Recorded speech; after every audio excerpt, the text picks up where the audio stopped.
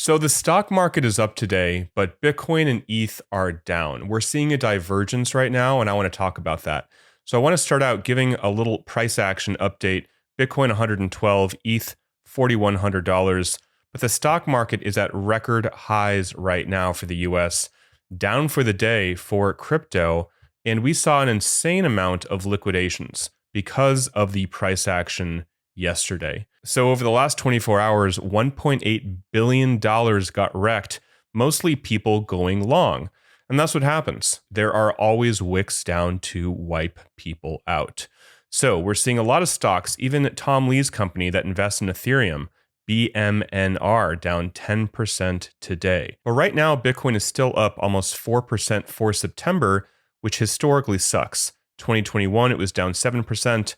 2017, it was down 7.4% as well. And then heading into October, which is historically a really, really good month for Bitcoin, especially the year after the Bitcoin halving. As you can see here, 40% 2021 and 47 or almost 48% in 2017. So I want to start out with a little bit of hopium because why not? This is Michael Saylor saying Bitcoin is going to go up 30% each year for the next 20 years. And my 20-year forecast for Bitcoin is 30% a year ARRs. 30% a year ARR. Okay, huge, huge, huge. So let me know in the comments below if you believe that or if you think he's being a little bit overly bullish here. We have the Coinbase CEO, Brian Armstrong, saying that the rest of the G20 countries will follow the USA and will also hold Bitcoin. Let's take a look. We also saw the United States of America now has a strategic Bitcoin reserve. So if the United States government is going to begin holding Bitcoin, I think that's going to be a massive driver of demand, and the rest of the G20 countries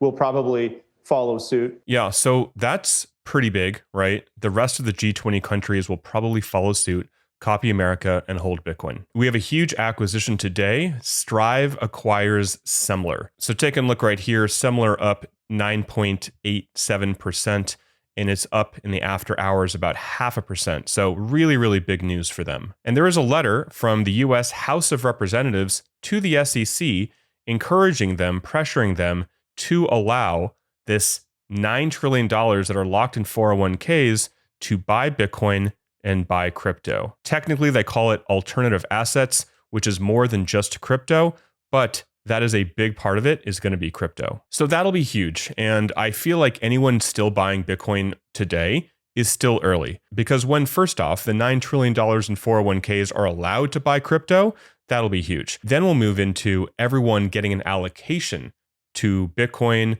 or maybe like a basket of cryptos in some ETF form that will be standard for all 401k plans. That'll happen. I know that'll happen. And then eventually, all 401k plans will be encouraged to add a larger percentage of crypto to what they're offering their employees. So I believe that is what is going to happen. And buying crypto, buying Bitcoin now is still very, very early. Let's take a look right here. We have Matt Hugin over on CNBC talking about what he thinks is going to happen for crypto and Bitcoin. Some of these companies are those so-called DATs, digital asset treasuries, that just buy Bitcoin for their balance sheet. Mackenzie is right that momentum is somewhat fading. But on the other side of the balance sheet, you have a broader set of companies that, just like individuals, want to have 5 or 10% Bitcoin. Companies like Figma, companies like Block. I still think that corporate number is going to double over the next year or so. The amount of Bitcoin on the balance sheets are going to go up. So we got more corporations adding 5 or 10% into Bitcoin, rather than these digital asset treasuries, DATs as he calls them, which their entire purpose is to acquire and stockhold Bitcoin. He's saying that there will be more companies that are not a MicroStrategy or a strategy, right? They will just be adding a lot of Bitcoin to their balance sheet. I am still feeling bullish about this market. I take this pullback as an opportunity and not a setback as we move into Q4. And yeah, we are moving into Q4. Let's take a look what happens in Q4. So Bitcoin quarterly returns. 2021, we saw 5.5%. 2017 for Bitcoin, 215% move for Bitcoin. These are obviously both post-halving years. So that's a pretty large range, right? 215% 2017, 5% in 2021. We can see here that the average return for Q4 is 85%. The median is 52%. It blows every other quarter out of the water. So we're moving into Q4, and he calls this a buying opportunity. And two things before I go. The first, iTrust Capital. I have a retirement account here, as you can see here, around $20,000 or so of Bitcoin. And they offer retirement accounts, which I use.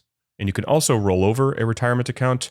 And they also have a new custody account. Why this is cool is it's crypto or cash into the account, and then it is only cash out. So that means if somebody unfortunately got into your account, they cannot withdraw crypto because you can only withdraw cash. So it's a lot safer there. So if you want to check out either the retirement accounts or the custody accounts, you can use the promo code Bennett7, and I'll include the link to this below, where you're going to get a $100 funding bonus. And if you're a trader, BTCC, my preferred place to trade because of the lower trading fees. Link below for that. They're still offering this massive first-time deposit. So that is it for the video, guys. Hope you are well. Let me know your comments below.